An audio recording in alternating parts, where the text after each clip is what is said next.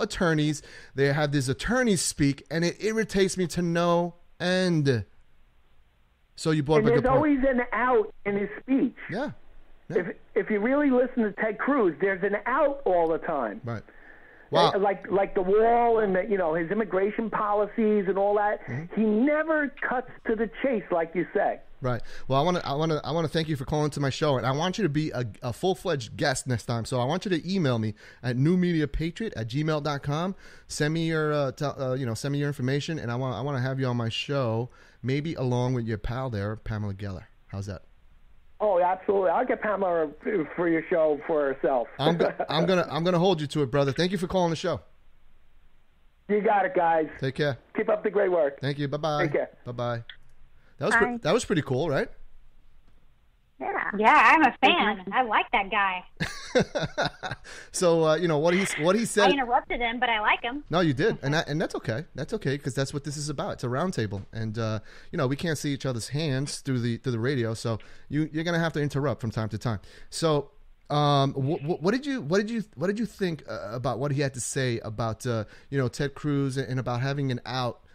Every time that they put him on the defense with some of his flip-flopping policies on whether it's immigration or the TPA, which is opening the door to TPP, which is basically a backdoor way to get an increase of H-1B visas, foreign workers here. And it seems like all these trade policies benefit everybody else but the United States. Mm-hmm. So, tell us, what'd you think about that, Cambry? What'd you think about, not Cambry, I mean, Christina, because I know what Cambry thought. She interrupted him. What did you have to think, what'd you think about what he had to say, Christina? Right. Well, like you were saying, he sounds like a trained lawyer or a trained politician where he obfuscates and never really owns up to what he says. It's always what's popular or what, I don't know, he does like a poll, he's polling people to see what he should be saying, and we want to know exactly where he stands. We have video footage of him saying he wants to increase the H-1B visa. So, and then he turns around and denies it. Yeah, you know what's so funny? The number here is 347-338-1775. Call us before we end the show. We have a couple of minutes left. If you want to call and ask a question to our guests, call us now. It's 347-338-1775. Speaking of people that are speaking their mind, here's a tweet from from Donald Trump. Alicia just showed it to me from 9/28/14. It says, "Every time I speak of haters and losers, I do so with great love and affection." This is Donald Trump now in 2014. He says, "They cannot help the fact that they were born fucked up." That's a tweet from 2014. It's on Twitter. Alicia just showed it. What's that? I actually retweeted that. You retweeted it? No. But that's his real Twitter. That's pretty amazing. But that speaks volume to who this guy is. They don't know what to do with him. He is not PC, and I think that's why he's resonating with everybody. He's not PC, but here's the deal. We are all not voting based upon if you're a conservative or if you're a liberal. We're voting on the issues this year. It is what's going on in the country, and that is why. I can say, is he as conservative as my family in Texas? No. Is he as liberal as people here in California? Probably not. I can say that. But we're running a campaign based on the issues and based on the Constitution. Trump, this is the motto. This is what everybody says in campaign. Let Trump be Trump. Mm-hmm. Yeah. And that is what we have to get back to. And that, if you want to, that's exactly what I'd say. That is Trump. That's Donald J. Trump to a T. Let Trump be Trump. Right. And I mentioned this in a previous show. I said, this is not about who's conservative, who's liberal, who's left, who's right, who's this, who's that. This is about nationalism versus globalism. And you know what globalism leads to? It leads to giving up our sovereignty. So if you can't understand that, and again, Ted Cruz, I like him. But again, he speaks like an attorney, and he's been, the proceedings in Congress gives way where people can hide behind votes and this and that and cloture and all this nonsense. And then, you dig in, the more down the rabbit hole you go, you see that they're basically funded by the same donor class. Club for Growth. These are open border donors. So when you see Ted Cruz pulling stunts like that, it makes it seem like he's trying to play both sides of the aisle. He's trying to appease the voter base, and he's trying to appease his donor base. So that's why he didn't want it in the Gang of Eight bill. He didn't want to give citizenship because he could care less. The donors don't want citizenship. They want workers. That's why he increased it to 500% in the Gang of Eight. 500% because he was going to satisfy the donor class. And to say that he stopped the Gang of Eight is nonsense. He didn't stop it. It passed the Senate. It went to the House. Okay. And you know what stopped it? The defeat of Eric Cantor by Mr. Bratt. That's what stopped it. And if you want to see the full documentary, all you have to do is just Google it. You know, the immigration documentary, and it will explain everything to you there. So let's stop this. Let's stop this notion that Ted Cruz has stood up for us. He stopped he stopped the Gang of Eight. He didn't stop it. He didn't stop it. The people that elected Bratt stopped it. The people that fought to elect him and beat Eric Cantor stopped it, because what happened was you had everybody in Congress running with their tails between their legs because Bratt ran on that platform. He said, "I'm going to stop this. This is crazy," and people didn't want to have it. They saw what was going to be in his Gang of Eight. They didn't want to have it. So what happened was, they had the votes. They had the votes in the House in the last minute. This was hours from passing, and because of Eric Cantor's defeat, that's why the Gang of Eight didn't pass. So please, Ted Cruz supporters, I love him. I will vote for him. Let's stop this notion that he stopped the Gang of Eight. He didn't stop it. Christina? Right, and it doesn't matter what he says, because at the end of the day, we know with these politicians who wins is the donors, the special interests, the lobbyists. They can tell us until they're blue in the face that they're for the American people and for the Constitution, but they're not. They're for the people who are. Listen, have you seen it? Them. Yeah, have you seen anything like it? These politicians, they make what is it, $175,000 a year? They come out millionaires. Oh yeah, we're. Go ahead, Cambry. Like that lady who called out Harry Reid. Yeah. Cambry, what do you have to say about that? You remember that lady? Oh, sorry. Cambry. Yeah, I think they're in it for themselves. I mean, it's like, Christine and I were talking earlier before we went live on air. These guys, they don't care who wins the nomination. They don't care if it's a Republican or if it is a Democrat. All they care is about themselves, that their agenda is fulfilled, and that their pockets are stuffed with money. That is all they care about, no matter who gets into office, as long as they're taken care of. So they're trying to fool the American people to think that our votes are what to decide, and it's America's decision. It's not America's decision. Clearly, they want themselves to be taken care of, and they will fight tooth and nail, blood, sweat, tears. They'll do whatever they have to do to make that happen. In the last 2 minutes, I forgot to mention this, and Diane brought it up on Twitter.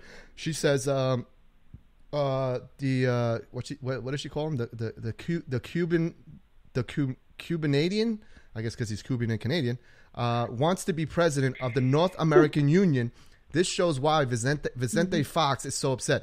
Here you have Vicente Fox, the biggest drug pusher in Mexico. And by the way, Mexico has more stringent immigration laws than we do. But anyway, right? They don't have what's it called, due process over there. You just get kicked out. You get put on a bus. You get sent back across the border where you came from. But she brings up a good point. I mean, here you have China, the Pope, Mexico. You have all these world leaders that are against Donald Trump. They're against Donald Trump for one reason and one reason only. He will stop this globalistic movement. Period. Period. What do you have to say about that, Cambry? So he'll stop the globalistic movement. He'll walk his little hind end into the White House, and he'll uncover everything that they're trying to cover up. Well, anyway, listen. The show is coming to an end here. I want you ladies to take this time now and let everybody know where they can find you. I know, Cambry, you are involved with the vets. Tell us about that very quickly here before we end the show. Yeah, we have Veterans TV that's based out of Houston, Texas, and basically it's from the Getty Group, which has multiple arms. And so what we have is we're putting up holistic hospitals for vets and soldiers. any type of anyone that's in the military for PTSD. We're going to treat them holistically. Another arm is Veterans Television. We're going to be doing documentaries on veterans. We're going to be writing legislators already being written, especially for Agent Orange. We're going to be exposing a lot, and we're going to be demanding a lot from Washington, D.C., so I'm excited to be a part of Veterans Television. Awesome. And again, but I'm on Twitter at yeah. Go ahead, Camber. Go ahead, Cam. So I'm on Twitter because I know at Cam, KAMVTV, as in Veterans TV. Awesome. And Christina Layla, please give out your Twitter account. Great. You can find me on Twitter at Christina Layla, and Christina does not have an H, and Layla is spelled Laila and the number 1. So Christina Layla 1. Awesome. Well, let's see what Super Tuesday is going to bring here. It should be exciting. I'm going to go off the air, and tomorrow I'm going to have a special post Super Tuesday show. So stay tuned for that. Again, I want to thank everybody for listening to New Media Patriot Radio here, the silent majority, where everybody comes here to voice their opinions. And again, if you want to be a guest on the show, you can email us at newmediapatriot@gmail.com. And in the words of Ronald Reagan, it's time for choosing. So long, everybody.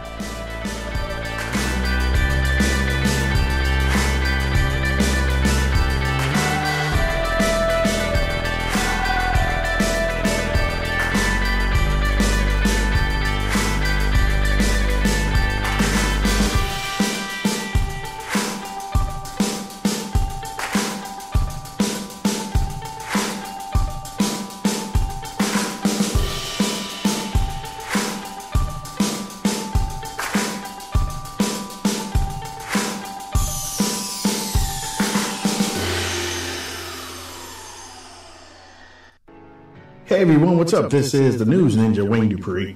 Well, Donald Trump has emerged from the Nevada caucus, still heavyweight champion of the primaries. And now the so-called establishment experts are telling lesser candidates to get out of the race so that their guy can move ahead. There's only one problem with that. Their guys have no resonating message for Americans, or they would have gotten better numbers no matter who was in the race. Sorry, folks, but that's just common sense. And by the way, it's not going to work, and I'll tell you why. Let's go back over the last 7 months. Candidates decided to go after Donald Trump when he joined the race with personal attacks, which he responded with harder return fire. Now, many of you might not want to hear this, but that's how politics is played. People go back and forth, back and forth. The only problem with this is that the candidates attacking Trump didn't learn anything. Instead of learning what Trump did to gain the hearts and minds of dissatisfied Americans, yes, I'm talking about dissatisfied Americans unhappy with the D.C. politician and the career thieves who have ran up the national debt, presided over 94 million Americans being unemployed, and 56 million people on food stamps. These candidates decided the easiest thing to do was to go after Trump and then act like victims when he brought the pain. Trump developed the template, the blueprint on how to deal with the political establishment, the mainstream media, and these so-called pundit experts who have been using the same messages for the last 7 years. And their response? Negative personal attacks instead of adapting and changing their own message. Let me go even a little bit further. You rarely ever see these same, quote, experts on TV who are trying to give you opinion, walking into minority neighborhoods, sitting down with impoverished Americans or hurting Americans, and giving solutions or even showing that they care. The bottom line is America has changed from 2008, and the playbook you are watching on TV and listening to conservative radio, they have failed to catch up. This is going to hurt in what I'm getting ready to say, but nobody on the ground in America cares about your labels anymore. They want jobs. They want to feel good about their country again. They want to feel good about their military again. They want to reverse America's or Obama's fundamental transformation and set this nation on the right path. They could care less what you call yourself. I know that might hurt for some of you, but that's where America is. And you can see it from state to state. Hopefully your candidate sees the light and starts speaking to the American people instead of foaming at the mouth about Trump's negatives. Actually, it only helps my candidate in the long run. Hey, thanks for listening. This has been the News Ninja Wayne Dupree. You can follow me on Twitter at Wayne Dupree Show or Facebook under News Ninja 2012. Check out my radio show Wednesday through Friday on War Radio. weareamericaradio.com, or download the War Radio app in your Android or iPhone app stores. Have a great day.